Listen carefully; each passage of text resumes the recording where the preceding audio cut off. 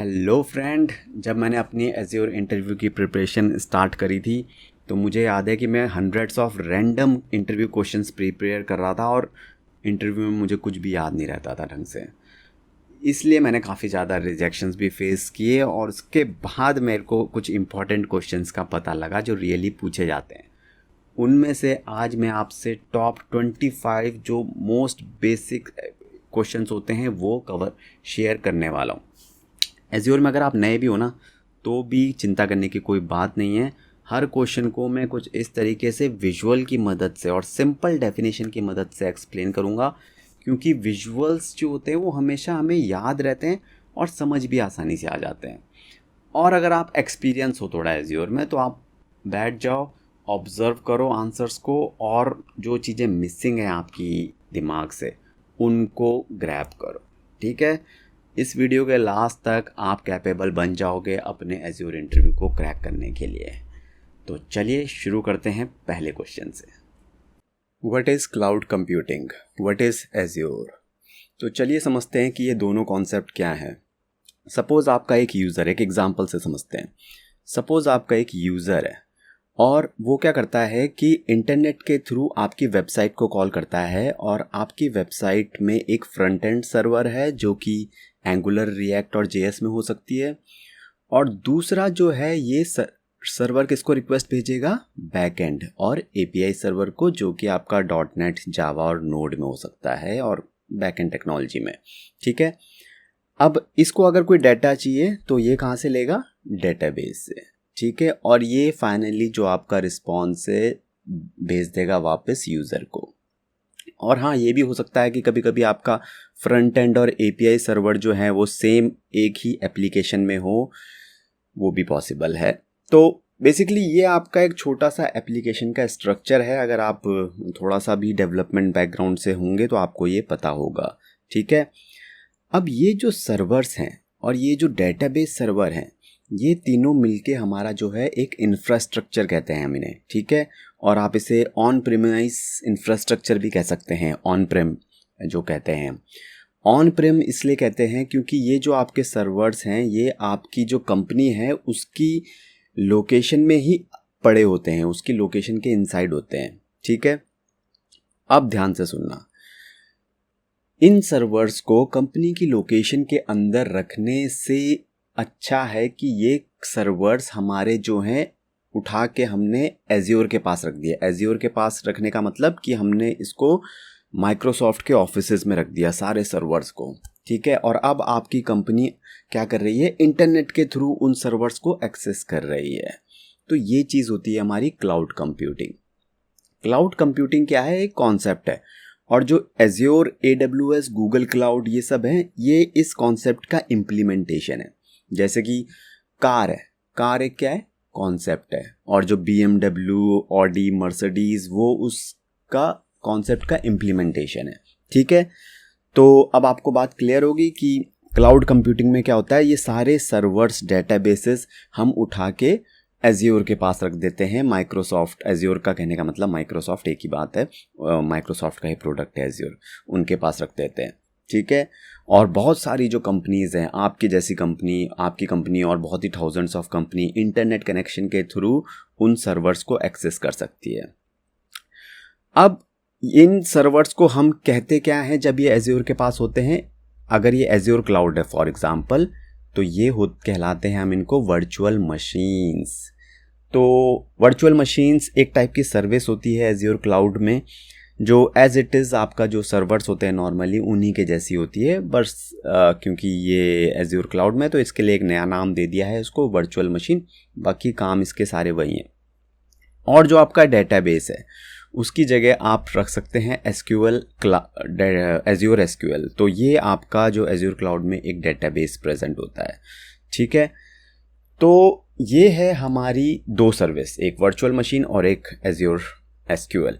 इसी तरह हमारी बहुत सारी सर्विसेज होती हैं एज़्योर क्लाउड में, और मैं आने वाले क्वेश्चंस में उनको क्लियर करूँगा कि कौन कौन सी सर्विस है, क्या क्या काम करती है। बट फ़िलहाल अब आपको ये पता लग गया है कि हमारा एक छोटा सा एज़्योर क्लाउड में हमारी जो एक एप्लीकेशन डिप्लॉय होगी वो किस तरीके से उसका लेआउट होगा। ठीक है, तो फाइनली हम डेफिनेशन क्या हो गए क्लाउड कंप्यूटिंग की। Cloud computing is the delivery of computing servers services, ये सर्विसेज हैं सब। ठीक है, like servers, storage, database, networking, software, सब कुछ, मतलब सर्वर से लेके सब कुछ जो भी आपको ज़रूरत है वो सब आपको एज्योर क्लाउड में मिलेगा, instead of using physical hardware और लोकल सर्वर्स। ठीक है, अब एज्योर की डेफिनेशन क्या है। एज्योर क्लाउड कंप्यूटिंग प्लेटफॉर्म का एक एग्जाम्पल है, एक इम्प्लीमेंटेशन है provided by Microsoft, offering a wide range of services for building, deploying and managing application and infrastructure. तो ये डेफिनेशन मैंने यहाँ लिख दी है ताकि अगर आप लेटर बुक से रेफ़र करना चाहें तो बुक से भी आसानी से रेफ़र कर सकें। तो ग्रेट, अब आने वाले क्वेश्चन में हम ये देखेंगे कि इस एज्योर के एडवांटेज क्या है। देखो, एक एडवांटेज तो ये हो गया कि आपकी कंपनी को अब जो सर्वर्स हैं फिजिकली वो अपने पास रखने की ज़रूरत नहीं है। ठीक है, और क्या क्या एडवांटेजेस मिलेंगे अगर आप एज्योर को यूज़ करेंगे, आप या आपकी कंपनी, वो हम आने वाले क्वेश्चन में देखेंगे। What are the main cloud service model? Difference between IaaS, PaaS and SaaS. तो आपने शायद इसके बारे में पहले भी सुना हो इन 3 टर्म के बारे में, बट आज आप इसको सुन के आपके जितने भी डाउट्स हैं वो 100% क्लियर हो जाएंगे। ठीक है, तो जब मैं पहले एक डेवलपर के जैसे काम करता था तो 90% जो मैं काम करता था वो किसमें, एप्लीकेशन कोड और डेटाबेस। ठीक है, उसके अलावा मुझे कुछ पता नहीं था, मतलब पता था पर बहुत अच्छे से नहीं पता था। जैसे जो मेरी एप्लीकेशन जब प्रोडक्शन में जाती है तो उसको क्या क्या चीज़ें चाहिए होती है। ठीक है, तो यहाँ पे एक स्टैक है ये आपका। फॉर एग्जांपल आपका जो सर्वर है आपकी कंपनी के ऑन प्रीमाइस में पड़ा है और उसमें क्या क्या चीज़ें चाहिए होंगी एक एप्लीकेशन रन करने के लिए। आपको एप्लीकेशन और डाटा चाहिए होगा जो कि एज ए कोड डेवलपर जो है वो करता है इसमें।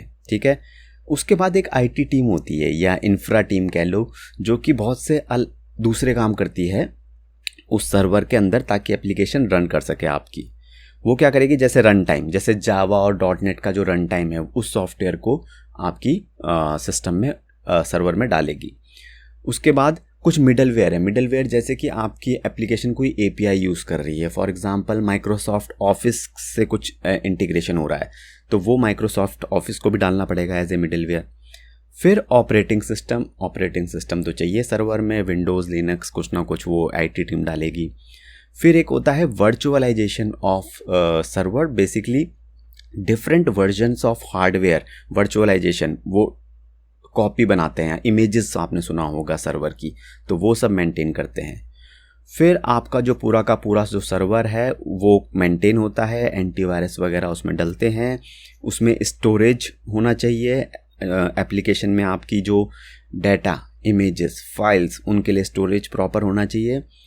और फिर वो सब नेटवर्किंग में होनी चाहिए। ठीक है, कनेक्टेड होनी चाहिए प्रॉपरली, इंटरनेट कनेक्शन जो भी और कनेक्शन है वो चाहिए। ठीक है, तो देख रहे हो, मतलब एक एप्लीकेशन को रन करने के लिए हम सोचते हैं बस एप्लीकेशन डाटा चाहिए, पर इतनी सारी चीज़ें चाहिए होती हैं और ये सब आपका ऑन प्रीमाइस जो एक सर्वर है एप्लीकेशन को रन कर रहा है उसमें चाहिए। ठीक है, अब माइक्रोसॉफ्ट एज्योर या फिर कोई भी अदर क्लाउड सर्विस ने क्या किया है, इसी चीज़ को उठा के जो आपको एक सर्वर में चाहिए था, इसको डिफरेंट, जैसे ये मैनेज्ड बाय डेवलपर, ये मैं एक्सप्लेन कर चुका हूँ, सॉरी मैंने बताया नहीं, ये managed by IT infra team करती है नीचे वाला, और ये पूरा आपकी कंपनी मैनेज कर रही होती है क्योंकि कंपनी के अंदर ही डेवलपर होते हैं, IT टीम होती है। ठीक है, अब एज्योर ने क्या किया कि एक मॉडल दिया infrastructure as a service, IaaS। इसमें क्या होता है कि केवल जो आपकी एज्योर है, जो एज्योर वो ये सब मेंटेन कर लेगा, आपको इन सब की चिंता करने की ज़रूरत नहीं है, वर्चुअलाइजेशन, सर्वर, स्टोरेज, नेटवर्किंग। ठीक है, आपकी कंपनी को क्या मेंटेन करना है, बस ये ऊपर की चीज़ें। तो आपकी कंपनी का जो काम है वो क्या हो गया, थोड़ा कम हो गया, राइट, बाकी सब एज्योर कर लेगा। ठीक है, अगर आपके सर्वर्स जो हैं वो एज्योर के पास पड़े हैं तो। ठीक है, दूसरा इसमें एक ऑप्शन होता है एज्योर में, वो होता है पास, प्लेटफॉर्म एज ए सर्विस। इसमें क्या होता है, इसमें आपकी कंपनी को बस एप्लीकेशन और डाटा मेंटेन करना है और बाकी सब कुछ एज्योर मेंटेन कर लेगा। ठीक है, तो इसीलिए ये प्लेटफॉर्म एज ए सर्विस सबसे ज़्यादा यूज़ भी होता है। ठीक है, जो एक ऐप सर्विस आपने सुना होगा वो प्लेटफॉर्म एज ए सर्विस का ही एग्जाम्पल है। मैं आने वाले क्वेश्चन में और क्लियर कर दूंगा वो होती क्या है।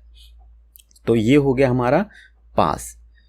इसके बाद एक होता है हमारा सास, सॉफ्टवेयर एज ए सर्विस। इसमें आपका एप्लीकेशन सब कुछ एज्योर मेंटेन करता है। आपको बस आपकी कंपनी को एज ए यूज़र उस एप्लीकेशन को यूज़ करना है। जैसे माइक्रोसॉफ्ट 365 है, ऑफिस है, जो ये सब आपकी कंपनी को बस यूज़ करना है सास एप्लीकेशन के जैसा। कुछ भी डेवलप वगैरह करने की ज़रूरत नहीं है। पर इनमें से जो बीच के दो हैं IaaS और पास, अगर आप एज्योर डेवलपर बनते हैं तो ये चीज़ें आपको मेंटेन करनी होंगी। या तो आप अपनी कंपनी की एप्लीकेशन को एज ए पास डालेंगे या फिर IaaS। तो जैसे पास का तो ऐप सर्विस सबसे बड़ा एग्जाम्पल है जो मैं बताऊंगा, और IaaS में वर्चुअल मशीन सबसे बड़ा एग्जाम्पल है। ठीक है, तो ये मैं आने वाले क्वेश्चन में भी बताऊंगा, बट आप ये मॉडल समझ लो। देखो ये कैटेगरीज हैं, application, data, run time, middleware, OS, ये सब क्या है, कैटेगरीज। इन कैटेगरीज में सर्विसेज होती हैं, जैसे virtual machine, app service, blob storage, ये एक्चुअल एज्योर की सर्विस होती है। आने वाले क्वेश्चनों में सब क्लियर करूंगा। ठीक है, तो जैसा मैंने बताया आपको एज ए डेवलपर हमेशा या तो IaaS, जब आप नए होंगे तब आपको मोस्टली पास में काम करना पड़ेगा, और जब अगर आप थोड़े से आर्किटेक्ट लेवल पे आपको IaaS में काम करना पड़ेगा। ठीक है, तो ग्रेट, आई होप आपको ये डायग्राम क्लियर हो गया होगा। ये कैटेगरीज भी एक्सप्लेन कर दी हैं मैंने, और इन कैटेगरीज के बारे में मैंने यहाँ पे 2-2 लाइन लिख भी दी हैं, ताकि अगर इन केस अगर आप रिवाइज करना चाहोगे बुक से तो आसानी से कर सको, कोई दिक्कत नहीं आनी चाहिए। ठीक है, तो अगर आपको एकदम समझ में आ गया है तो क्रिस्टल क्लियर लिख दो कमेंट बॉक्स या चैट बॉक्स में। अदरवाइज़ अगर समझ में नहीं आ रहा है तो फिर मुश्किल हो जाएगी आगे, क्योंकि फाउंडेशन, फंडामेंटल्स क्लियर होना बहुत ज़रूरी है।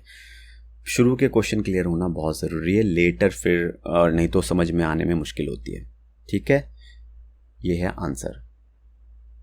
Remember, winners never quit and quitters never win. If you have not accepted my never give up challenge, do it now. Once you crack interview, share your story like these candidates. Comment never give up to accept the challenge now. What is hybrid cloud? तो एक बहुत ही simple से example से समझाता हूँ।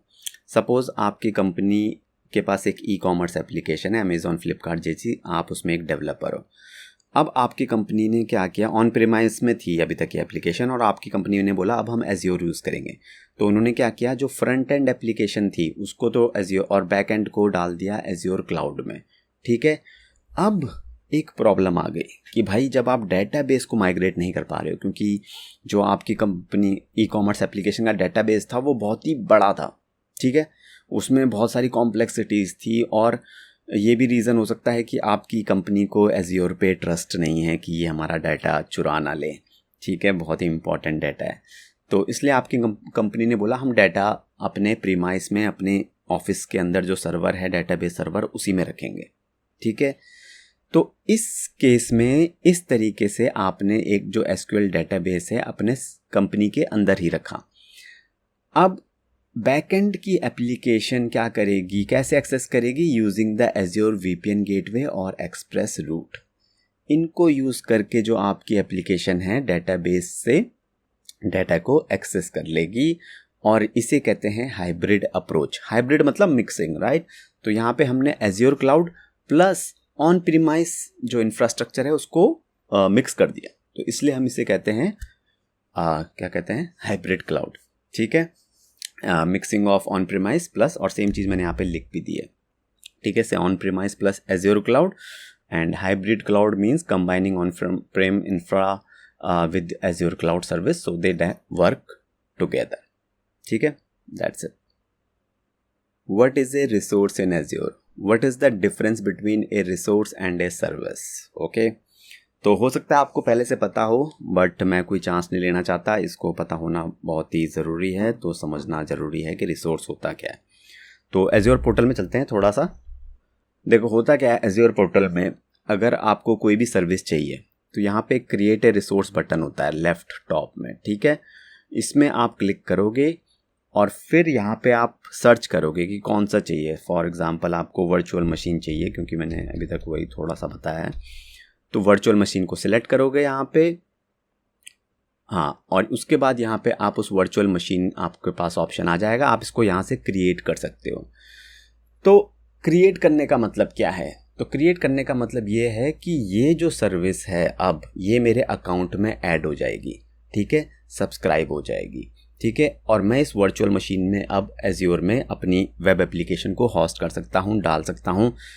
इस virtual machine के साथ मैं कुछ भी कर सकता हूँ, जो भी मैं करना चाहता हूँ, ठीक है, कुछ भी मतलब ऑथेंटिक कुछ भी, ठीक है। तो ओके, अब ये जब ध्यान से सुनना, हुआ क्या, पहले ये वर्चुअल मशीन एक सर्विस थी, पर जैसे ही मैंने इसको क्रिएट किया यहाँ पे बटन में दबा के, ये मेरे अकाउंट में ऐड हो गई, इसका सर्विस का एक इंस्टेंस क्रिएट हो गया, और उस इंस्टेंस जो क्रिएट हुआ उसको हम कहलाते हैं रिसोर्स। ओके, फॉर इसी तरीके से अगर मैं यहाँ पे जाऊँ, फॉर एग्जांपल ये हमारा एज्योर कंपनी का पोर्टल था, इसमें हमने बहुत सारी सर्विसेज हैं, ठीक है, storage account, virtual machine, SQL database, app service. अब जैसे ही हम इनको क्रिएट करेंगे और ये सब्सक्राइब करेंगे इनको, तो एज ए रिसोर्स ये इस तरीके से ऐड हो जाएंगे, देख रहे हो, इन सब के रिसोर्स बन जाएंगे। तो एक एग्जांपल देता हूँ, उससे एकदम क्लियर हो जाएगा। अगर आप डेवलपमेंट बैकग्राउंड से हैं तो जैसे आपकी क्लासेस होती हैं, ठीक है, क्लासेस को आप समझ लो सर्विस, और जैसे ही उन क्लासेस का आप ऑब्जेक्ट क्रिएट करते हो, क्योंकि क्लासेस तो जस्ट एक ब्लूप्रिंट है, ऑब्जेक्ट रियल काम करते हैं, राइट, तो वो ऑब्जेक्ट है हमारे रिसोर्स। तो एक्चुअली जो भी हम काम करते हैं रिसोर्सेज पे करते हैं, कि भाई हमारे स्टोरेज अकाउंट का एक एम स्टोरेज करके एक हमने अपने लिए इंस्टेंस बना दिया, जिसको अब हम यूज़ कर सकते हैं, ठीक है। तो ये रिसोर्स है, ये मैंने डेफिनेशन लिख दी है। A resource is Azure is any individual manageable account and instance of service that you can create, configure at use in the cloud. तो ये है। अब इन दोनों में डिफरेंस भी मैंने यहाँ पे लिख दिया है, जो कि मैं पहले ही एक्सप्लेन कर चुका हूँ अच्छी तरीके से, बट मैंने बुक में इसलिए लिखा है ताकि अगर कोई बुक से रिवाइज करना चाहे तो वो एकदम से मतलब रिवाइज कर ले पढ़ के, उसको बार बार पूरा का पूरा वीडियो सुनने की ज़रूरत ना पड़े, ठीक है। तो ये है इस क्वेश्चन का आंसर। हाय फ्रेंड्स, एक छोटी सी अपडेट है। मैंने अपना एज्योर इंटरव्यू क्रैक किया था आफ्टर फेसिंग बहुत सारे रिजेक्शंस। उस एक्सपीरियंस के बेस पे मैंने एक complete azure interview course create किया है। ये है हमारे सारे एज्योर इंटरव्यू क्वेश्चंस, जो कि मैंने सारे टॉपिक से कवर किए हैं स्टेप बाय स्टेप, ताकि अगर आप नए भी हो एज्योर में तो भी आपको सारे क्वेश्चन समझ में आ जाएंगे। और यहाँ पे मैंने रियल सिनेरियो बेस्ड क्वेश्चंस भी कवर किए हैं, जैसे कि रियल इंटरव्यूज़ में पूछे जाते हैं। और हाँ, यहाँ पे आप हर क्वेश्चन को मार्क कर सकते हो, यस और नो, प्रिपेयर्ड और नॉट, ताकि आप अपनी जो इंटरव्यू प्रिपरेशन स्टेटस है उसको चेक कर सकें कि आप तैयार हो इंटरव्यू के लिए या नहीं। सारे की टॉपिक्स यहाँ पे कवर किए हैं, azure fundamentals, azure for developers and azure advance services. Plus ये जो यहाँ पे पीडीएफ बुक है, पावर पॉइंट, एक्सेल, वो आपको रिवीजन में हेल्प करेगी, वो भी आपको मिलेगी। जैसा कि बहुत सारे मेरे स्टूडेंट्स ने अपने इंटरव्यूज़ क्रैक किए हैं मेरे कोर्सेज़ को यूज़ करके, आप भी ऐसा कर सकते हैं। कोर्स और बुक का लिंक मैंने डिस्क्रिप्शन में दे दिया है, अगर आप इंटरेस्टेड हो तो ग्रेट, और अगर नहीं हो तो कोई बात नहीं। चलिए बढ़ते हैं नेक्स्ट क्वेश्चन की तरफ। What are resource groups in Azure, why do we use them in projects. तो एंड से पहले आपको सब कुछ एकदम समझ में आ जाएगा, ठीक है। नाम से वैसे समझ में आ गया होगा कि रिसोर्स ग्रुप क्या हुआ, कि हमने रिसोर्सेज की ग्रुपिंग कर दी। अब क्वेश्चन आता है कि क्यों बना करी हमने रिसोर्स की ग्रुप, ठीक है। तो ये समझते हैं कि क्यों ज़रूरत पड़ती है इसकी। फॉर एग्जांपल, आपकी जो कंपनी की एप्लीकेशन है वो एज्योर क्लाउड में प्रेजेंट है, ठीक है। अब इस वेब एप्लीकेशन को रन करने के लिए आपको इस तरीके से एक स्टोरेज अकाउंट की ज़रूरत पड़ी, एक virtual machine as a server आपने यूज़ किया, और एक आपने एसक्यूएल डेटाबेस यूज़ किया, ठीक है। अब क्या हुआ, आपने इन सारे रिसोर्सेज को और सर्विसेज कह लो, आपने एक ग्रुप में बंद कर दिया, जिसका नाम रखा आपने प्रोडक्ट डेवलपमेंट रिसोर्स ग्रुप 1। क्यों किया इस ग्रुप को क्रिएट, क्यों इस तीनों रिसोर्सेज को एक ग्रुप में किया, क्योंकि ताकि खाली डेवलपमेंट टीम के लोग इन तीनों को एक्सेस कर पाएँ, इनको वर्ष एप्लीकेशन जो सर्वर को, एसक्यूएल डेटाबेस को, इनको सबको। ठीक है, अब आपकी टीम ने डेवलपमेंट कर लिया, एप्लीकेशन डेवलप हो गई, उसके बाद उसने डाल दिया टेस्टिंग पे, तो वहाँ पे भी आपको सिमिलर रिसोर्स क्रिएट करने पड़ेंगे, राइट। सिमिलर एक अलग से सर्वर क्रिएट करना पड़ेगा टेस्टिंग के लिए, एक एसक्यूएल डेटाबेस अलग से होगा, क्यूए डेटाबेस। तो वो भी आपने एक ग्रुप बना लिया और उसका नाम रख दिया प्रोडक्ट टेस्टिंग रिसोर्स ग्रुप 2। और यहाँ पे भी आपने सेम टाइप के इंस्टेंसेस हैं, पर ये डिफरेंस इंस्टेंस है, ये टेस्टिंग रिसोर्सेज हैं। ओके, ये आपने इसलिए क्रिएट किया क्योंकि पहला वाला जो ग्रुप 1 था उसको केवल डेवलपमेंट टीम एक्सेस कर सकती थी, पर इसको डेवलपमेंट, टेस्टिंग, क्यूए टीम भी एक्सेस कर सकती है। ठीक है, तो इसलिए हमें रिसोर्स ग्रुप की ज़रूरत पड़ती है ताकि कोई कन्फ्यूजन ना रहे कि अच्छा अगर हम रिसोर्स ग्रुप नहीं रखेंगे तो फिर हमें कन्फ्यूजन हो जाएगी कि भाई टेस्टिंग का डेटाबेस कौन सा था, डेवलपमेंट का डेटाबेस कौन सा था, इस तरीके से। तो डेवलपमेंट बैकग्राउंड से हैं तो ये इन्वायरमेंट बेस, डेवलपमेंट इन्वायरमेंट के लिए different resource group, testing environment के लिए डिफरेंट रिसोर्स ग्रुप। तो अगर सर्विस आपका क्लास है और रिसोर्स आपका ऑब्जेक्ट है तो रिसोर्स ग्रुप क्या है? लिस्ट हो गई, आपके नेम स्पेसेस हो गए जो java.net में होते हैं। ठीक है, in short we use resource groups to organize the resources properly. Best answer है, छोटा सा। ठीक है, यहाँ पे लिख भी दिया है मैंने, ए resource group in azure is a logical container that holds related azure resource. Related मतलब एक ही एनवायरनमेंट के हैं, एक ही बिजनेस यूनिट के हैं, वो आप पे डिपेंड करता है किस तरीके से आप रिलेट करते हो। ठीक है, it allows you to manage, organize and control resource efficiently. ठीक है, तो ये मैंने लिख दिया है ताकि आपको लेटर कोई प्रॉब्लम ना हो, बुक से आप इजीली रिवाइज कर सकें। ठीक है, ये था इस क्वेश्चन का answer. What is Azure resource manager and what is its role? बहुत ही इंपॉर्टेंट क्वेश्चन है, इंटरव्यू पॉइंट ऑफ व्यू से आना ही चाहिए और इसीलिए मैं पूरी कोशिश करूँगा समझाने की अच्छे से।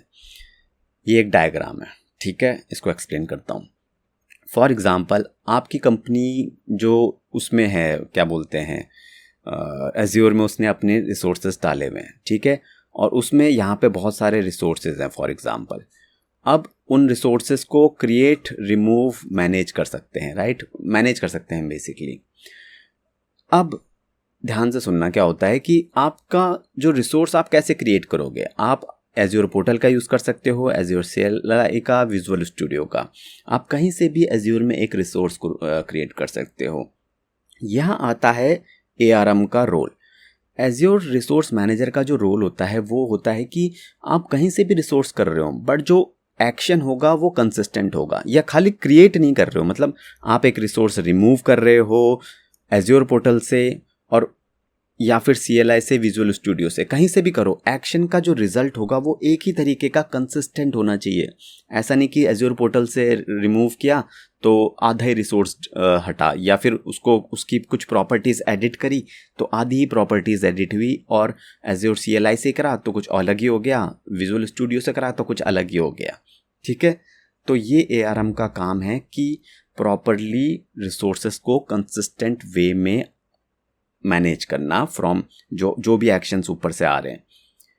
और एक और रोल है इसका कि ऑथेंटिकेशन। अगर आपने कोई ऑथेंटिकेशन रखा हुआ है कि भाई कोई डेवलपर है उसको ही एक्सेस मिलना चाहिए एज्योर पोर्टल के थ्रू रिसोर्स क्रिएट करने का, तो वो भी एज्योर रिसोर्स मैनेजर नहीं। ऐसे नहीं कि कोई भी दूसरा एम्प्लॉय आपकी कंपनी का वो भी आपके कोई रिसोर्स क्रिएट कर दिया उसने, उसको एक्सेस भी नहीं है, तो वो भी ARM करता है। ठीक है, तो क्या लिख भी दिया है मैंने, ये Azure Resource Manager is the central management layer in Azure that enable users to deploy, manage and organize cloud resources in a structured way. Okay, जितने भी resources हैं उनको properly manage करने के काम आता है। उनको आप remove करो, delete करो, create करो, edit करो, whatever. और it ensures that all resources are created, updated and deleted consistent and controlled manner, जो कि मैंने एक्सप्लेन कर ही दिया है, बट जस्ट यहाँ पे लिख भी दिया है बुक में ताकि रिवीजन करने में कोई प्रॉब्लम ना आए। Can you explain Azure regions and availability zones, how are they different? तो चलिए समझते हैं कि ये होता क्या है। पहले तो नाम से ही थोड़ा समझ में आ जाना चाहिए कि रीजन की बात हो रही है, मतलब कुछ ऐसे जियोग्राफिकल रीजन्स जो होते हैं हमारे पास। फॉर एग्जांपल ये वर्ल्ड का मैप है, आई होप आपको पता ही होगा, नहीं पता है तो बुरी बात है। तो इसमें क्या है, हमारे पास रीजन्स है। रीजन्स क्या होते हैं, जैसे कि हमारी मुंबई एक रीजन है, न्यूयॉर्क एक रीजन है। इस तरीके से एज्योर बोलता है कि एज्योर रीजन मतलब कि यहाँ पे मेरी जो सर्वर्स हैं प्रेजेंट हैं। मतलब कि अगर आप दिल्ली में हैं तो आप मुंबई वाले रीजन को कनेक्ट करो एज्योर को, क्योंकि वो पास है। तो वहाँ से अगर आपकी एप्लीकेशन मुंबई रीजन में होगी तो आपको एक्सेस, जो आपकी एप्लीकेशन होगी वो फास्ट, मतलब आपको एक्सेस मिलेगा। और आपके यूज़र्स अगर मोस्टली इंडिया से हैं तो उनको भी मुंबई रीजन से कनेक्ट करके एज्योर को मिलेगा। तो आप मुंबई रीजन को अपना प्राइमरी सेट करोगे, ठीक है। वैसे ही अगर कोई न्यूयॉर्क, वॉशिंगटन, ऑस्ट्रेलिया, अलग अलग रीजन होते हैं एज्योर के। तो रीजन का क्या मतलब है कि एज्योर के सर्वर्स वहाँ पड़े। अब एज्योर रीजन एक ज्योग्राफिकल एरिया हो गया कि भाई मुंबई एक रीजन है, बट मुंबई में कहाँ फिजिकली प्रेजेंट हैं एज्योर के सर्वर्स, उन लोकेशंस को कहते हैं हम अवेलेबिलिटी जोन्स या फिर डाटा सेंटर्स। तो जैसे मुंबई में हमारे पास 5 जगह पे एज्योर ने अपने, माइक्रोसॉफ्ट ने अपने डिफरेंट डाटा सेंटर बना के रखे हैं, ठीक है। तो ये हो गया हमारा अवेलेबिलिटी जोन्स। तो एक ही रीजन में जैसे मैंने बताया मल्टीपल डाटा सेंटर हो सकते हैं। डेफिनेशन लिखी है, a geographical area where Azure has multiple data centres, it provide cloud services close to users to improve performance and compliance. तो ये एज्योर रीजन है, जैसे मुंबई, वॉशिंगटन, टोक्यो। ये availability zone, a physically separate data center within an Azure region, ensure high availability by protecting against failures in a single data center। तो एक reason में multiple data centres हो सकते हैं। Multiple क्यों होते हैं, ताकि अगर एक data centre availability zone fail हो जाए तो दूसरा डाटा सेंटर उसको बैकअप प्रोवाइड कर दे, ठीक है।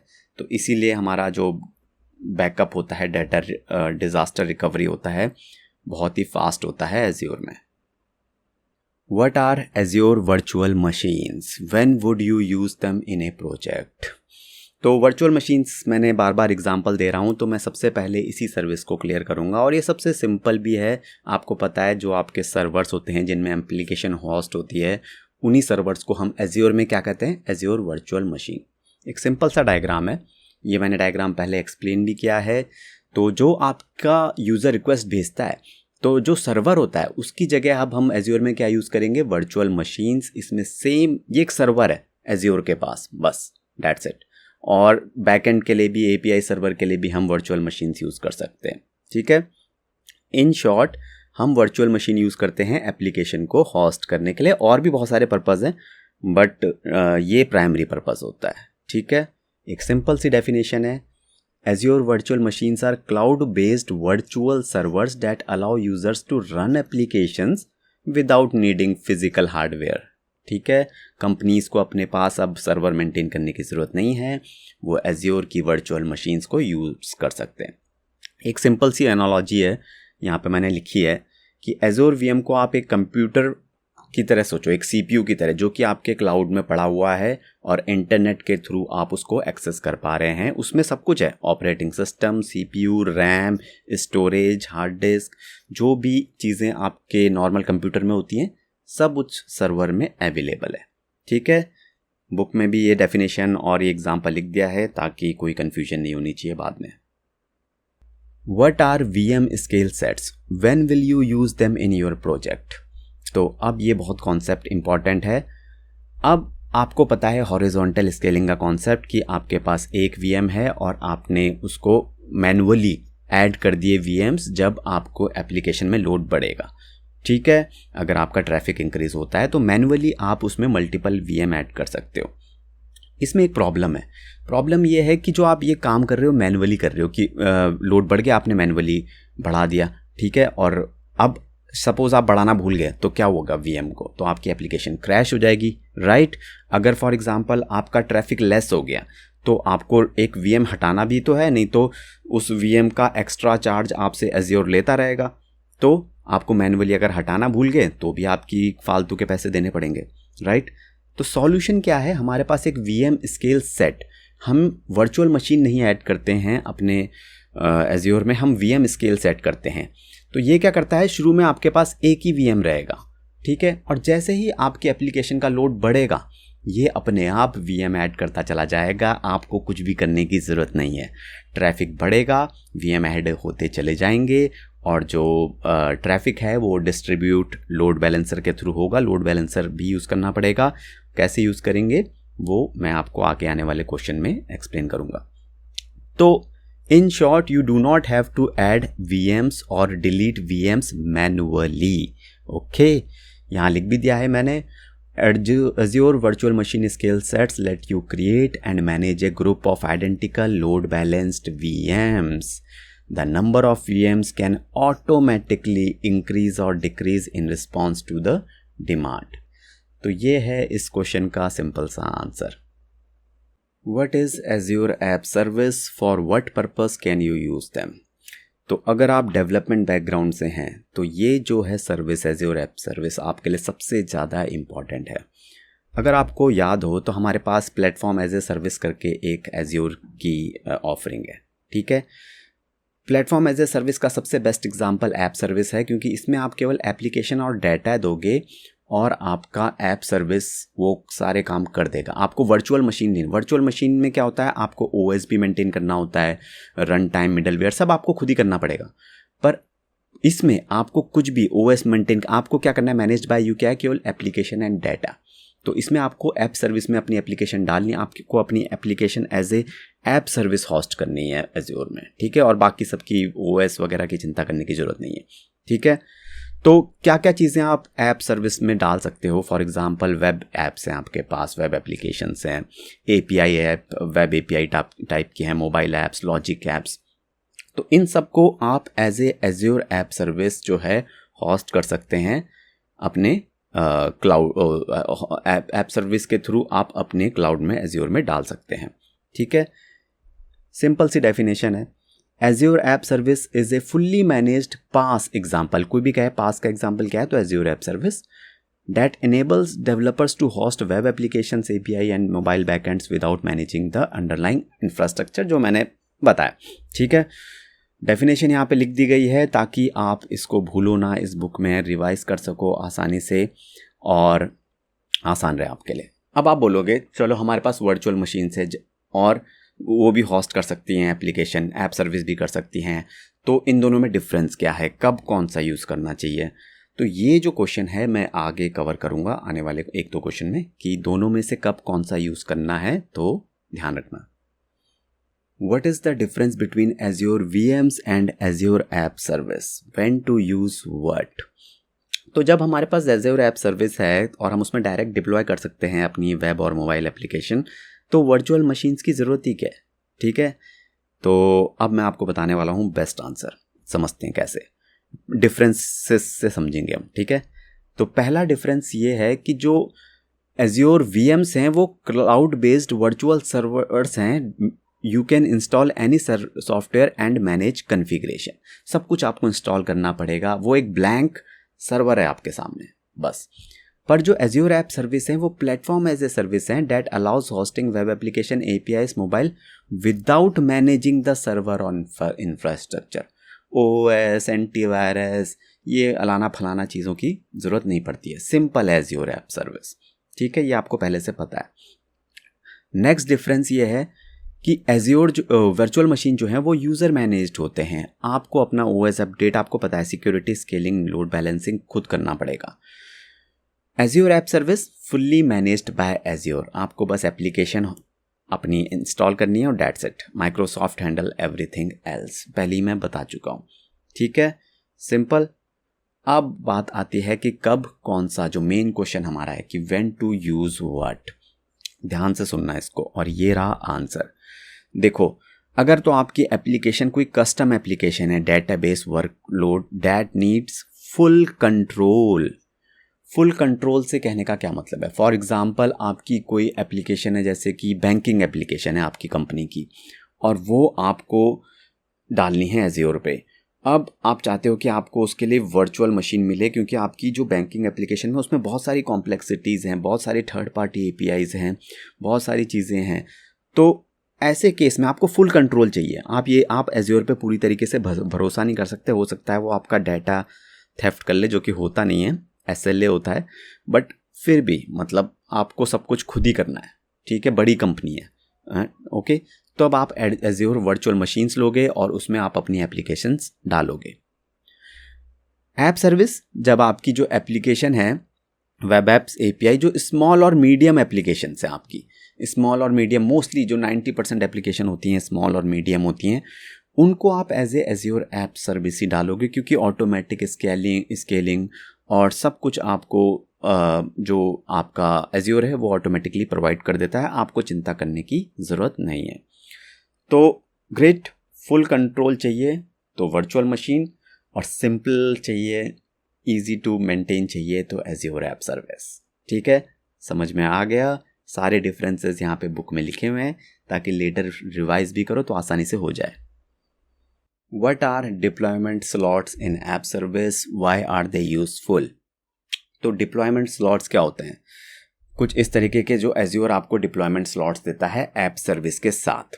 होता क्या है, फॉर एग्जांपल आपकी एक ऐप सर्विस बनाई, आपने एप्लीकेशन बनाई, ऐप सर्विस में डाल दी। अब आपको उसको टेस्ट भी तो करना है, आपको उसको डेवलपमेंट, क्यूए, यूएटी और प्रोडक्शन में तभी तो डालोगे सबसे लास्ट में, पहले टेस्ट तो करोगे। तो उसके लिए आपको बहुत ज़्यादा सेटअप करने की ज़रूरत नहीं है कि वर्चुअल मशीन ये सो वो सो, नहीं, आप सीधा डिप्लॉयमेंट स्लॉट्स यूज़ करो। ये एज्योर आपको खुद स्टेजिंग, क्यूए, टेस्ट, जो जितने भी आप बनाना चाहते हो बना के देगा बहुत आसानी से। आपको टेस्ट करनी है और बहुत ही स्मूथली जो आपकी क्यूए से जो आप प्रोडक्शन में डालोगे जब लास्ट में, तो वो ज़ीरो डाउन टाइम में वो अपग्रेड हो जाएगी application from QA to production, बिल्कुल ज़ीरो डाउन टाइम, मतलब मैनुअल प्रोसेस बहुत ही कम होता है इसमें। ठीक है, तो ये डेफिनेशन है, Azure deployment slots are live environments with in Azure app service that allow you to deploy and test application before making changes to production. Simple and straightforward, book में डेफिनेशन है ताकि revise करने में कोई दिक्कत नहीं हो। What are Azure functions? Have you ever used them in your project? Why? Trust me, अगर कोई सबसे ज़्यादा इंपॉर्टेंट क्वेश्चन है तो इसके क्वेश्चन के लिए बहुत ज़्यादा पूछा जाता है। ये आपको इंटरव्यू में सिलेक्शन करवा सकता है। ठीक है, तो आज मैं आपको वो आंसर देने वाला हूँ जिससे आप सिलेक्शन आपका हो जाए। तो सपोज़ आपने और आपकी डेवलपमेंट टीम ने एक एप्लीकेशन बनाई, उसमें एक फ्रंट एंड सर्वर था, एंगुलर, रिएक्ट जेएस में हो सकता है। वो किसको रिक्वेस्ट भेजेगा? आपकी एपीआई सर्वर को पास करेगा रिक्वेस्ट को, जो .NET जावा नोड में हो सकती है। ठीक है, ये हमारा, और अगर कोई हमारे पास डेटाबेस है तो डेटाबेस से डाटा लेके आ जाएगा। तो ये आपका एक सिंपल सा एप्लीकेशन आपकी रन होगी। ये एप्लीकेशन इन एज्योर में आपने या तो आप वर्चुअल मशीन्स यूज़ कर सकते हो या आप एपीआई सर्विस अलग अलग यूज़ करनी पड़ेगी, फ्रंट एंड के लिए अलग, बैक एंड के लिए अलग यूज़ कर सकते हो। ठीक है, अब क्या होगा, यूज़र आया, उसने आपकी एप्लीकेशन में फ्रंट एंड एप्लीकेशन को रिक्वेस्ट भेजी, साइन अप करने की कोशिश कर रहा है यूज़र। अब हो सकता है साइन अप में आप बोलो कि भाई अपनी फ़ोटो या कोई डॉक्यूमेंट भी डाले, तो वो डॉक्यूमेंट जब फ्रंट एंड के पास आएगा, जब अपलोड करेगा यूज़र, तो वो डॉक्यूमेंट फ्रंट एंड के थ्रू एक एज्योर ब्लॉब स्टोरेज में चला जाएगा। इन शॉर्ट मैं आगे एक्सप्लेन करूँगा क्वेश्चंस में, बट इन शॉर्ट ये समझ लो कि एक सर्विस है एज्योर ब्लॉब स्टोरेज, जो कि यूज़ होती है इमेजेस को स्टोर करने के लिए। ठीक है, तो जो फोटो यूज़र ने अपलोड करी वो एज्योर ब्लॉब स्टोरेज में आ गई। सिंपल, सब बहुत खुश, सब एकदम अच्छे से काम कर रहा है। पर अब क्या हुआ, जो यूज़र अपलोड कर रहा है फ़ोटो, वो हो सकता है बहुत बड़े बड़े साइज़ की हों। ठीक है, और बड़े साइज़ की होंगी तो क्या होगा, आपके एज्योर ब्लॉब स्टोरेज में वो ज़्यादा स्पेस ले रही हैं। ठीक है, ज़्यादा स्पेस ले रही हैं तो आपका जो एज्योर है वो आपको उसके लिए ज़्यादा चार्ज करेगा, क्योंकि आप ज़्यादा स्पेस ले रहे हो, राइट। तो अब क्या करें, तो एज ए डेवलपर फिर आपने क्या किया, आपको एक आइडिया आया, आपने क्रिएट किया एक एज्योर फंक्शन। एज्योर फंक्शन क्या करेगा, वो एक पीस ऑफ कोड होता है, वो आपने अपने एज्योर में डाल दिया। अब क्या होगा, जैसे ही कोई यूज़र अपलोड करेगा इमेज, एक ट्रिगर कॉल हो जाएगा, और ट्रिगर कॉल क्या करेगा, वो उस एज्योर फंक्शन को कॉल कर देगा। उस फंक्शन में जो कोड लिखा हुआ है, वो कोड लिखा हुआ है कंप्रेस करने के लिए इमेज को। तो वो जो इमेज है वो कंप्रेस हो जाएगी और वापस से स्टोर हो जाएगी एज्योर ब्लॉब स्टोरेज में। ठीक है, क्लियर है। तो ये एक, तो इससे क्या होगा, जैसे जो जो इमेजेस आए जा रही हैं वो उस कोड के थ्रू, एज्योर फंक्शन के थ्रू अपने आप कंप्रेस होके स्टोर हो रही हैं। इससे क्या होगा कि आपकी कंपनी की जो कॉस्ट है वो बच जाएगी, क्योंकि अब जो इमेजेस हैं वो कम साइज़ ले रही हैं आपके ब्लॉब स्टोरेज में। ठीक है, और इस तरीके से आपको जो एम्प्लॉय ऑफ द मंथ का अवार्ड भी मिल सकता है, राइट। तो ग्रेट, ये एक एग्जांपल है, बट ये बहुत ही कॉमन एग्जांपल है, और हो सकता है अगर आप ये इंटरव्यूज़ में बोलें तो आपको मतलब समझा जाए कि आप कहीं से पढ़ के आए हैं। ठीक है, तो एक और एग्जांपल आप दे सकते हैं, इसको भी देना, और फिर आप ये भी बोल सकते हैं कि मैंने एक एज्योर फंक्शन क्रिएट किया। मैं एग्जांपल देता हूँ क्या, जिसमें कि जब साइन अप होगी फ़ोटो, तो आप चाहते हो कि आप यूज़र को एक वेलकम ईमेल भेज दो। जैसे ही यूज़र ने साइन अप किया, फ्रंट एंड ने उसको एक वेलकम ईमेल भेज दी कि वेलकम। तो उसके लिए आपने एक एज्योर फंक्शन लिख दिया अलग से। ठीक है, ध्यान रखना, ये मेन एप्लीकेशन का कोड नहीं होता है एज्योर फंक्शन, ये एक इंडिपेंडेंट सेपरेट कोड होता है। तो ये एज्योर जैसे ही साइन अप हुआ, ट्रिगर हो गया, एक ट्रिगर चाहिए होता है एज्योर फंक्शन को। जैसे ही ट्रिगर हुआ, उसने एक वेलकम ईमेल जो है यूज़र को भेज दी। ग्रेट, तो मुझे लगता है कि अब आपका एज्योर फंक्शन का जो कॉन्सेप्ट है वो एकदम क्लियर हो गया होगा कि ओके, एज्योर फंक्शन एक सेपरेट सा कोड है जो ऑटोमेटिकली जब भी कोई ट्रिगर आएगा उस पर, या इवेंट अकर होगा तो उस पर एक ट्रिगर कॉल होगा, और ट्रिगर आपके एज्योर फंक्शन के कोड को इन्वोक कर देगा, और फिर जो भी आप काम कराना चाहते हो जाएगा। Simple easy to remember definition भी यहाँ पे है। Azure function is a serverless compute service in Azure that lets you run code in response to events without managing infrastructure। ठीक है, विदाउट मैनेजिंग इंफ्रास्ट्रक्चर सर्वर्स का मतलब है कि आपको अपनी मेन एप्लीकेशन, चाहे वो वर्चुअल मशीन में हो, चाहे ऐप सर्विस में हो, किसी में भी हो, आपको उससे फ़र्क नहीं पड़ता। ठीक है, एक पॉइंट और है, it automatically scales and executes only when triggered, making it cost efficient and light weight. Azure आपको एज्योर फंक्शन का अपन कोड रखने के लिए बिल नहीं करेगा, वो तभी बिल करेगा जब आपका एज्योर फंक्शन ट्रिगर होगा, जब कॉल होगा। ठीक है, तो फिर ठीक है, अच्छा है, मतलब जितना यूसेज उतना ही प्राइस, पे एज यू गो वाला कॉन्सेप्ट।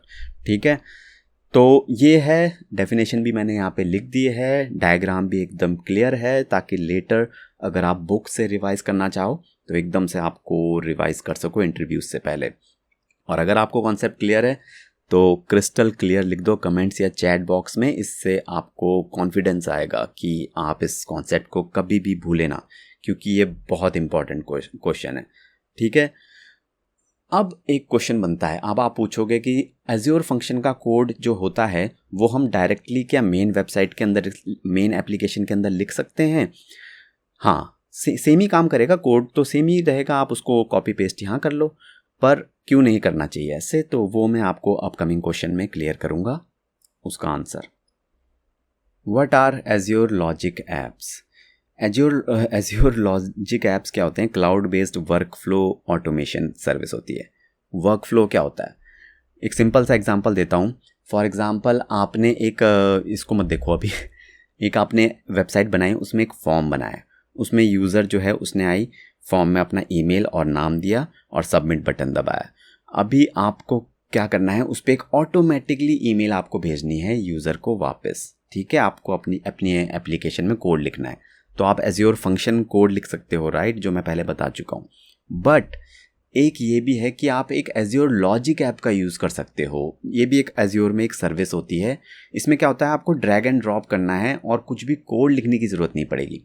ठीक है, एग्जाम्पल देखो कि सपोज़ एक HTTP रिक्वेस्ट आई, ठीक है, उसमें आपने देखा कि ईमेल कस्टमर ने भेजी है, मतलब यूज़र ने भेजी है, तो आपने क्या किया, एक लॉजिक ऐप के थ्रू ही आपने देखा ईमेल है, यस, आपने एक वेलकम ईमेल यूज़र को सेंड कर दी एज्योर लॉजिक ऐप के थ्रू। कोई भी आपको एज्योर फंक्शन लिखने की ज़रूरत नहीं है और कुछ भी कोड लिखने की ज़रूरत नहीं है। ठीक है। तो ये एक वर्क फ्लो ऑटोमेशन है। इस तरीके से आप वेलकम ईमेल, कुछ अप्रूवल प्रोसेस, ऐसे जो आपके होता है सिस्टम, उसको वर्क फ्लो कहते हैं। ठीक है, तो ये है हमारी एज्योर लॉजिक एप्स। यहाँ डेफिनेशन भी लिखी हुई है। It's a cloud based workflow automation system. It allows you to connect to automate across different system services apply without running much code. तो आपको ऑटोमेट कर दिया आपने प्रोसेस। ओके, ये एक हो गया एज्योर लॉजिक एप्स। अब आप पूछोगे कि भाई एज्योर फंक्शंस क्यों नहीं यूज़ किया हमने, तो ये मैं आपको आगे वाले कोड में बताऊंगा कि कब हमें एज्योर लॉजिक ऐप यूज़ करना है और कब एज्योर फंक्शन। वर्क फ्लो का थोड़ा सा आपको समझना पड़ेगा कि वर्क फ्लो क्या होता है। जैसे कि आपने एक रिक्वेस्ट भेजी, वो मैनेजर ने अप्रूव कर दी, फिर वो या तो रिजेक्ट भी कर दी, फिर वो सीनियर मैनेजर के पास गई, वो उसने अप्रूव कर दी। तो ये जो होता है ना सिस्टम, इसको वर्क फ्लो कहते हैं। ठीक है, छोटा सा आइडिया दिया है, बट ये होता है वर्क फ्लो। उसके लिए एज्योर लॉजिक ऐप्स हमें मदद कर सकते हैं। अब मैं बताऊंगा कि कब एज्योर फंक्शन, कब एज्योर लॉजिक ऐप यूज़ करना है। ओके, आने वाले क्वेश्चन में। What is Azure Storage? What are the types of Azure Storage? तो चलिए एक्सप्लोर करते हैं। अगर आप एक डेवलपर हो तो आपको ये पता होगा कि जो हमारी एप्लीकेशंस होती हैं वो different type of data handle करती हैं। जैसे कि इमेजेस भी एक टाइप का डाटा है, उसके बाद हमारा वर्ड डॉक्यूमेंट के अंदर जो डाटा होता है वो, उसके बाद एक्सेल फाइल, उन सबको आपकी एप्लीकेशंस जो हैं वो हैंडल करती हैं, राइट। तो इसीलिए डिफरेंट टाइप्स ऑफ डाटा को हैंडल करने के लिए different types of storage azure provide करता है। जो सबसे पहले है, वो सबसे ज़्यादा पॉपुलर है, वो है हमारा ब्लॉब स्टोरेज। और ये हमारा इसका पर्पज़ होता है जो अनस्ट्रक्चर्ड डाटा होता है, जैसे कि images, video, media files, backups, ये सब हमारा ब्लॉब स्टोरेज में है। ठीक है, इसमें लार्ज साइज होता है जिन डाटा का। ठीक है, फिर हमारा दूसरा टाइप होता है फाइल स्टोरेज। फाइल स्टोरेज क्या होता है? एक शेयर्ड फाइल स्टोरेज की तरह काम करता है और इसको कोई भी पर्सन दूसरा इजीली एक्सेस कर सकता है। और ये ब्लॉब स्टोरेज से थोड़ा डिफरेंट होता है। ये मैं आगे आने वाले क्वेश्चन में बताऊंगा कि कैसे, कब, मतलब डिटेल में बताऊंगा। ठीक है, फिर है हमारा टेबल स्टोरेज। टेबल स्टोरेज जो आपका नो एसक्यूएल डाटा होता है, आपका जो की वैल्यू पेयर्स होते हैं, उसके लिए हमारा टेबल स्टोरेज यूज़ होता है। और लास्ट होता है हमारा क्यू स्टोरेज, जो हमारा मैसेज बेस्ड कम्युनिकेशन, ये थोड़ा डिफ़िकल्ट होता है मतलब इसको यूज़ करना। तो ये, लेकिन मैं सारे के सारे डेटाबेस स्टोरेजेस को मैं आगे आने वाले क्वेश्चनों में एक एक करके सबको क्लियर कर दूंगा अपकमिंग क्वेश्चंस में। ठीक है, तो एज्योर स्टोरेज तो आप समझ गए होंगे कि क्या होता है।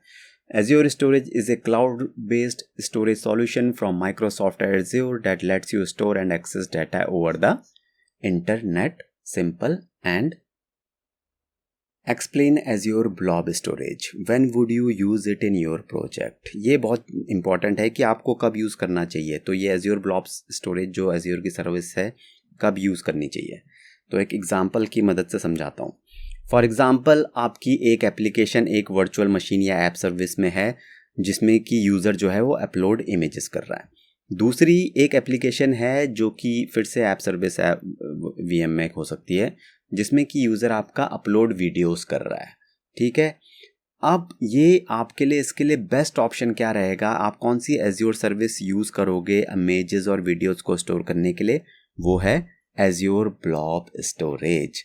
ठीक है, ये बेस्ट क्यों है? क्योंकि माइक्रोसॉफ्ट ने इस एज्योर सर्विस को इस तरीके से डिज़ाइन किया है ताकि ये large amount of unstructured data है, जो कि मीडिया फाइल्स होती हैं हमारी, लार्ज हाई साइज होता है, उनको स्टोर करने में ये अच्छे से एकदम कैपेबल है।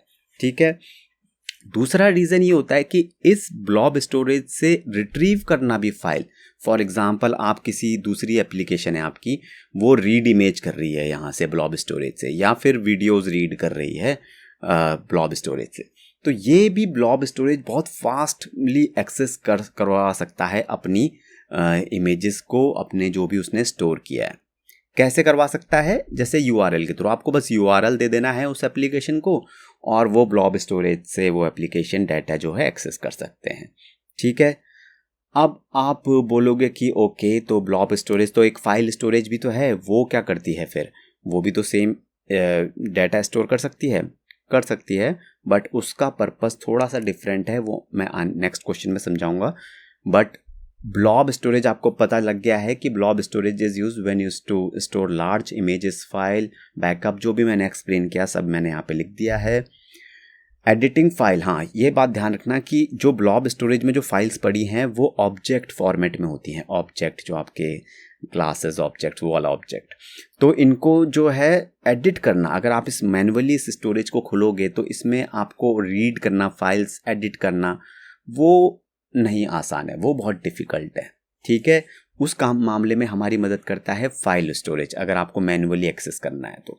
हाँ, कोई और एप्लीकेशन ब्लॉब स्टोरेज से एक्सेस कर लेगी यूआरएल के थ्रू जो आपने दिया, बट आप मैन्युअली नहीं कर पाओगे, मतलब आसानी से नहीं कर पाओगे, ठीक है। What is the difference between Azure SQL Managed Instance and Azure SQL Database?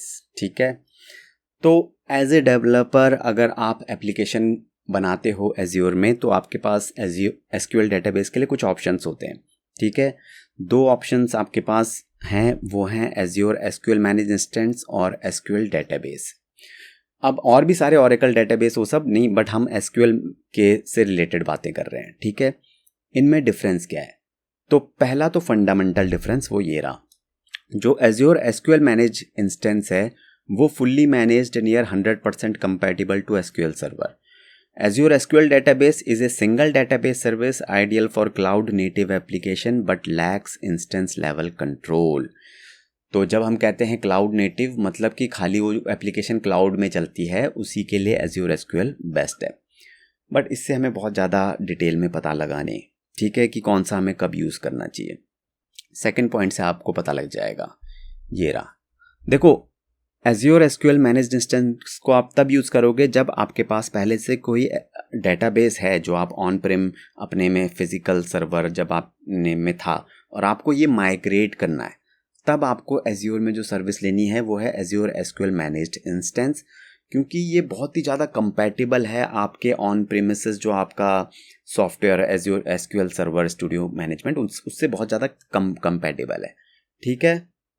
तो उस समय आपको मैनेज इंस्टेंस लेना है। बहुत सारे जो SQL agent, cross DB query सब सपोर्ट करता है, जबकि जो Azure SQL डेटाबेस है, अगर आपको एक फ्रेश एप्लीकेशन आप बना रहे हैं अपने क्लाउड में जो कि क्लाउड नेटिव कह सकते हो, और उसके लिए आपको SQL डेटाबेस पसंद आ रहा है, तो आप उसमें Azure SQL डेटाबेस को लेना, ठीक है, एक फ्रेश एप्लीकेशन के लिए, क्योंकि इसकी हाई अवेलेबिलिटी और लोअर मेंटेनेंस और ऑटोमेटिक स्केलिंग है, इसमें जो फीचर्स है ये बेस्ट है, ठीक है।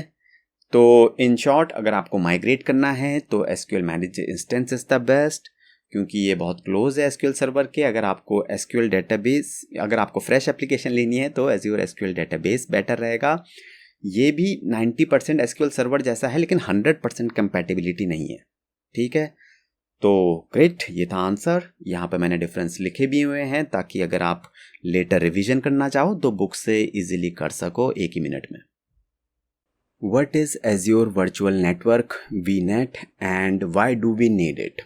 इम्पॉर्टेंट क्वेश्चन है, तो एक सिंपल तरीके से समझाता हूँ। सपोज़ आपकी एक कंपनी है और उसके पास कुछ आपकी एप्लीकेशन है और आप एक डेवलपर हो, तो आपने क्या किया, अपनी एप्लीकेशन को Azure में, आपकी कंपनी ने Azure में कुछ वर्चुअल मशीन्स में इस तरीके से फ्रंट एंड API SQL, इस तरीके से जो ये सारे रिसोर्सेज हैं बेसिकली आपकी कंपनी के Azure में अवेलेबल है, ठीक है। अब आप इन सब रिसोर्सेज को सिक्योर करना चाहते हो। सिक्योर करने का मतलब क्या है कि कोई भी एक्सटर्नल यूज़र डायरेक्टली इंटरनेट के थ्रू आपके इन रिसोर्सेज को एक्सेस ना कर पाए, चाहे डेटाबेस, फ्रंट एंड, जो भी आपका रिसोर्सेज हैं, VMs हैं, ऐप सर्विस है, किसी को डायरेक्टली एक्सेस ना कर पाए। तो उसके लिए हम क्या यूज़ करते हैं, जो Azure ने प्रोवाइड किया है वो है वर्चुअल नेटवर्क। ओके, ये जो है एक प्राइवेट नेटवर्क की तरह काम करता है। तो अगर आपके VNet है, जो कि बाय डिफ़ॉल्ट ये होता है आपका, आपको पता नहीं चलेगा, पर जब आप Azure में रिसोर्सेज क्रिएट कर रहे होते हो तो आपको एक बाय डिफ़ॉल्ट VNet प्रोवाइड कर देता है Azure, या माइक्रोसॉफ्ट भी कह सकते हैं, ठीक है। हाँ, आपके जो रिसोर्सेज हैं वो आपस में कम्युनिकेट कर सकते हैं, ओके, बट एक्सटर्नल कोई यूज़र इंटरनेट के थ्रू डायरेक्टली आपकी एप्लीकेशन को, रिसोर्सेज को एक्सेस नहीं कर सकता, ठीक है। तो इन शॉर्ट ये आंसर है। एज्योर वीनेट, और वीनेट कहते हैं हम इसे, is azure networking service that enable secure communication between azure resources on premise networks and the internet. सब सिक्योर करता है कि कम्युनिकेशन जो है जो भी रिसोर्सेज के बीच में या आउटसाइड से जो वो है वो सिक्योर है। ठीक है। It behaves like a private network in the cloud. ये एक आपका प्राइवेट नेटवर्क आपने क्लाउड ने एज्योर ने दे दिया। ठीक है। Azure automatically creates a default वीनेट if you do not specify one. Default create हो जाता है। ठीक है। तो ये थ्योरी जो मैंने यहाँ पे लिख दी है इसीलिए लिखी है ताकि बुक में अगर आप लेटर रिवीजन करो तो आपके लिए इंटरव्यू से पहले बहुत ही चीज़ें आसान रहे। अब आप पूछोगे एक इम्पॉर्टेंट क्वेश्चन कि जब वीनेट बाय डिफ़ॉल्ट किसी को एक्सेस करने दे ही नहीं रहा है तो जो हमारी फ्रंट एंड में जो हमारी एप्लीकेशन है वो हमारा यूज़र कैसे एक्सेस कर पाएगा। ठीक है, ग्रेट क्वेश्चन। तो वो मैं आपको अगले क्वेश्चन में एक्सप्लेन करूँगा। What is Azure CDN, when and why to use it. बहुत ही इंपॉर्टेंट क्वेश्चन है, ध्यान से सुनना, बहुत पूछा भी जाता है। ठीक है। सपोज़ आपने एक वेबसाइट बनाई www.ih.com। ठीक है। और ये आपने होस्ट कर दिया, ये आपके फ्रंट एंड सब सर्वर आपके इंडिया रीजन में, कोई मुंबई रीजन में आपने होस्ट कर दिया क्योंकि आपके मैक्सिमम यूज़र्स जो हैं वो इंडिया से ही हैं। अब क्या किया, एक यूज़र ने आपकी वेबसाइट को एक्सेस किया। ठीक है। उस वेबसाइट के वेब पेज में एक डॉटनेट की कोई इमेज थी। तो वो इमेज जो है कहाँ से डाउनलोड होगी, एज्योर ब्लॉब स्टोरेज से। यहीं तो स्टोर करते हैं ना हम इमेज, तो यहाँ से डाउनलोड होगी इस URL के थ्रू। ओके, तो ये उस इमेज का डॉटनेट इमेज का URL होगा जो डाउनलोड हो जाएगी। ठीक है, क्लियर है। अब सपोज एक USA में बैठा हुआ यूज़र है, उसने भी आपकी वेबसाइट को एक्सेस किया। ओके, अब उसके लिए भी पहली बार तो यहीं से इमेज डाउनलोड होगी इसी URL से, बट फिर उसके बाद वो इमेज कैशे हो जाएगी यहाँ एज्योर CDN में, एज सर्वर में, जो कि पड़ा है US में। और ये आपको कॉन्फ़िगर करना पड़ेगा, ये बाय डिफ़ॉल्ट नहीं होगा। आपको एज ए रिसोर्स एक सर्विस बाय करनी पड़ेगी, सब्सक्राइब करनी पड़ेगी एज्योर में, CDN में। आप बोलोगे कि चलो मेरा इंडिया में तो है बट मैं US में एक एज सर्वर कहते हैं इसे, छोटा सर्वर कह लो, एज सर्वर, जिसका URL ये होगा और मुझे ये आप सर्विस सब्सक्राइब करोगे तो आपके जो यूज़र्स जो USA के हैं उनको, उनके लिए फिर इमेजेस कहाँ से आएंगी, इस एज सर्वर से आ जाएंगी। तो आपकी वेबसाइट जो है वो फास्ट डाउनलोड हो जाएगी इवन USA में। अब आपको ये खुद डिसाइड करना है कि आपको US में चाहिए एज सर्वर या यूरोप में चाहिए। जहाँ भी आपको लगता है कि आपके यूज़र्स आ सकते हैं वेबसाइट के, वहाँ आप एज सर्वर ले लोगे। ठीक है। और इस URL के थ्रू वो उन वेब सर्वर्स को इमेजेस डाउनलोड हो जाएंगी। ठीक, सॉरी, उन यूज़र्स को इमेजेस डाउनलोड हो जाएंगी। तो ये है हमारा एज्योर CDN का फंडा जो आपकी वेबसाइट को डाउनलोड होने में फास्ट कर देता है। ठीक है। तो ये URL, इमेज का URL कुछ इस तरीके से होगा जो मैंने दिखाया, नीचे का URL प्लस इमेज का URL। कैशे हो चुका है ये इमेज यहाँ पे एज्योर CDN में। ठीक है, क्लियर है। तो यहाँ पे मैंने डेफिनेशन भी लिखी है, Azure CDN is a service that helps deliver your website content like images, video files faster to users by using Microsoft global network of servers called edge servers located in different geographical location. तो ये एक चीज़ definition. दूसरी चीज़ ये मैंने point भी लिख दिए हैं, क्या क्या क्यों चाहिए। To reduce latency, yes. To offload traffic from the main server, हाँ, हमें फ्रंट एंड सर्वर की जगह अब एज सर्वर से इमेजेस डाउनलोड होने लग जाएंगी तो थोड़ा फ्रंट एंड सर्वर का काम हल्का हो जाएगा। To improve performance, user experience improve हो जाएगा, परफॉर्मेंस इम्प्रूव होगी तो। और to scale globally without changing infrastructure. Okay, ऐसा नहीं कि आपको पूरा का पूरा नया वर्चुअल मशीन US में रीजन में वो करना पड़ेगा, नहीं, खाली आप एज सर्वर कर दो तो उससे काफ़ी फ़र्क पड़ जाएगा। ठीक है। तो ये आंसर है, डेफिनेशन सब कुछ यहाँ मैंने बुक में लिखी हुई है ताकि लेटर अगर रिवाइज भी करना चाहो तो भी आसानी से हो जाए। What is Azure Key Vault? Share one example when and why to use this in our projects. तो ये क्वेश्चन बहुत ही ज़्यादा इम्पॉर्टेंट है, खासकर डेवलपर्स के लिए। आजकल हर प्रोजेक्ट में हम एज्योर के की वॉल्ट यूज़ करते ही हैं। तो अगर आप डेवलपमेंट बैकग्राउंड से हैं तो एक एग्जांपल देता हूँ। जैसे फॉर एग्जांपल कनेक्शन स्ट्रिंग्स होती है हमारी, जो हमारे डेटाबेसेस को कनेक्ट करने के लिए यूज़ होती है, राइट। तो सपोज़ आपकी एक एप्लीकेशन है एज्योर क्लाउड में, उसका फ्रंट एंड है, बैक एंड है, और बैक एंड चाहे तो वीएम में हो सकता है, ऐप सर्विस में हो सकता है। अब क्या होता है कि आपकी जो ऐप सर्विस है वो क्या करेगी, इसमें एप्लीकेशन है आपकी, उसको डेटाबेस से कनेक्ट करने के लिए क्या चाहिए, कनेक्शन स्ट्रिंग चाहिए। तो या तो आप इस कनेक्शन स्ट्रिंग को डायरेक्टली एप्लीकेशन के अंदर किसी कॉन्फ़िगरेशन फाइल में रख सकते हो, राइट। बट कनेक्शन स्ट्रिंग में क्या होता है, यूज़र नेम पासवर्ड होता है, और अगर आप इसको डायरेक्टली अपनी एप्लीकेशन की किसी फाइल में रख दोगे ना, तो फिर वो सिक्योर नहीं है। क्योंकि जो लार्ज प्रोजेक्ट्स होते हैं उनमें बहुत सारे डेवलपर्स होते हैं, तो वो आपकी यूज़र नेम पासवर्ड एक तरीके से सिक्योर नहीं हुआ, क्योंकि वो सारे डेवलपर्स को पता चल गया, वो उसको शेयर कर सकते हैं, उसको एडिट कर सकते हैं गलती से, और भी बहुत चीज़ें कर सकते हैं। तो सिक्योर नहीं है पहली चीज़। तो सिक्योर करने के लिए हम क्या करेंगे, उस कनेक्शन स्ट्रिंग को एज्योर की वॉल्ट में रखेंगे, और एक छोटा सा पीस ऑफ कोड लिखेंगे एप्लीकेशन में, जिससे कि क्या होगा, एक रिक्वेस्ट जाएगी की वॉल्ट पे कि मुझे डेवलपर की रिक्वेस्ट जाएगी की वॉल्ट में, और की वॉल्ट फिर डेवलपर को ऑथेंटिकेट करेगा एज्योर एडी के थ्रू कि ये डेवलपर से जैसे कोड रन किया तो कोड में डेवलपर के क्रेडेंशियल्स भी जाएंगे, ओके, क्योंकि सब कुछ एज्योर में है। अगर वो कोड किसी एक्सटर्नल डेवलपर के पास है तो फिर वो एज्योर एडी उसे फेल कर देगा, ठीक है, समझ रहे हो। तो ऐसे सिक्योरिटी इंप्रूव हो रही है। फिर एज्योर एडी ऑथेंटिकेट करेगा, और अगर ठीक है, डेवलपर जेन्युइन है, तो कनेक्शन स्ट्रिंग वो ऐप सर्विस एप्लीकेशन के पास भेज देगा, और फिर उस कनेक्शन स्ट्रिंग की मदद से डेटाबेस को कनेक्शन हो जाएगा, राइट। तो ये तो एक बेनिफिट हो गया कि सिक्योर हो गया। एक दूसरा बेनिफिट ये भी है कि एक सेंट्रलाइज लोकेशन में आपकी कनेक्शन स्ट्रिंग आ गई, तो कल को अगर कोई अपडेट करना है कनेक्शन स्ट्रिंग में, तो लीड डेवलपर या जो भी एज्योर एडमिन है उसको बस यहाँ की वॉल्ट में चेंज करना पड़ेगा। कोई भी कोड चेंज करने की ज़रूरत नहीं है, कुछ भी करने की ज़रूरत नहीं है, ठीक है, क्योंकि सेंट्रलाइज लोकेशन में हमारी कनेक्शन स्ट्रिंग प्रेजेंट है। तो ये दूसरा फ़ायदा हो गया, ठीक है। तो ये है, फाइनली मैंने यहाँ पे डेफिनेशन लिख भी दी है। Azure key vault is a cloud based security service that helps to securely store and manage secrets like connection string, certificates, password. तो कनेक्शन स्ट्रिंग एक एग्जांपल है, बट ये सर्टिफिकेट पासवर्ड में भी यूज़ होता है, और यहाँ मैंने सेम चीज़ लिखी हुई है, कनेक्शन स्ट्रिंग का जो एग्जांपल यहाँ पे मैंने लिख दिया है, ताकि लेटर अगर आप बुक से रिवाइज करना चाहो अपने इंटरव्यू से पहले, तो 3-4 सेकंड के लिए आप ऐसे देखोगे और आपको समझ में आ जाएगा, ठीक है। तो ये है इस क्वेश्चन का answer. What is CI/CD pipeline, have you used it for your project. तो आखिर तक आपको समझ में आ जाएगा कि ये होता क्या है, ठीक है।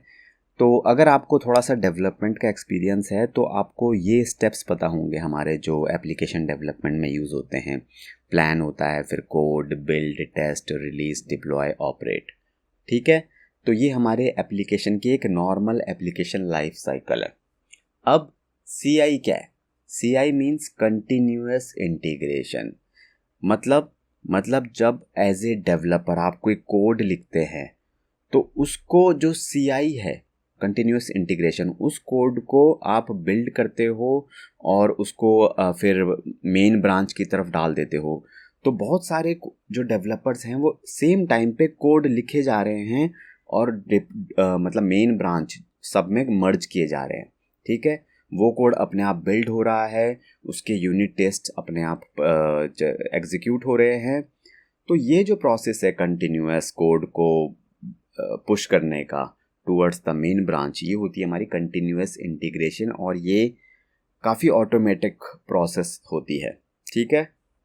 अगर आपके कोड में कोई बिल्ड एरर आएगी तो आपका कोड पुश नहीं होगा, और कोई टेस्ट एरर आएगी तो भी नहीं होगा, ठीक है। तो ये है हमारा कंटिन्यूअस इंटीग्रेशन। क्योंकि मल्टीपल डेवलपर जो हैं वो कंटिन्यूसली अपने कोड को इंटीग्रेट करते जा रहे हैं मेन कोड में, राइट, सिंपल। उसके बाद आता है हमारा कंटिन्यूअस डिप्लॉयमेंट। तो जो मेन ब्रांच में हमारा कोड पड़ा है, मेन सोर्स कोड जो हम बहुत सारे डेवलपर ने मिल के क्रिएट किया है, वो फिर आपका रिलीज होगा और फिर डिप्लॉय होगा और ऑपरेट होगा। वो होता है कंटिन्यूअस डिप्लॉयमेंट, मेन इसमें डिप्लॉय है। तो वो आपका जो है, कभी आपका डेव में डिप्लॉय होगा, डेव इन्वायरमेंट में, डिफरेंट इन्वायरमेंट्स में, कभी आपका क्यूए में डिप्लॉयमेंट होगा, कभी प्री प्रोडक्शन में, कभी स्टेजिंग, और फिर फाइनली किस में होगा, प्रोडक्शन में डिप्लॉय होगा। तो ये भी एक कंटिन्यूअस डिप्लॉयमेंट है। तो कंटिन्यूअस इंटीग्रेट हो रहा है, कोड चेंज अपडेट्स हो रहे हैं, वो जो अपग्रेडेड कोड हो रहा है वो भी कंटिन्यूअसली डिप्लॉय हो रहा है। जैसे जैसे नए नए फीचर्स आप ऐड करते जा रहे हो as a developer, continuous integration और कंटिन्यूअस डिप्लॉयमेंट से आपका जो प्रोसेस है एप्लीकेशन डेवलपमेंट का वो आसान हो जाएगा। ठीक है, in short, CI/CD pipeline helps automate your full project workflow from coding to deployment, making everything faster and smoother। ठीक है, अगर आपको क्लियर है तो क्रिस्टल क्लियर लिख देना कमेंट्स और चैट बॉक्स में, तो इससे कॉन्फिडेंस आता है कि हमें ये कॉन्सेप्ट समझ में आ गया। तो ये डेफिनेशन भी लिख दी है मैंने। A CI/CD pipeline is an automated process used by developers and DevOps teams to build, test and deploy code quickly and reliably। Definition diagram दोनों बुक में प्रेजेंट हैं, अगर आप लेटर रिवाइज करना चाहो तो। कुछ इस तरीके से बहुत सारे मेरे स्टूडेंट्स ने मेरे कोर्सेज़ को यूज़ करके अपने इंटरव्यू क्रैक करे हैं। और अगर आप भी अपने इंटरव्यूज़ को लेके सीरियस हैं, कोई भी इंटरव्यू क्वेश्चन मिस नहीं करना चाहते, तो आप इस कोर्स को और PDF बुक के लिंक को डिस्क्रिप्शंस में जाके देख सकते हो, चेकआउट कर सकते हो।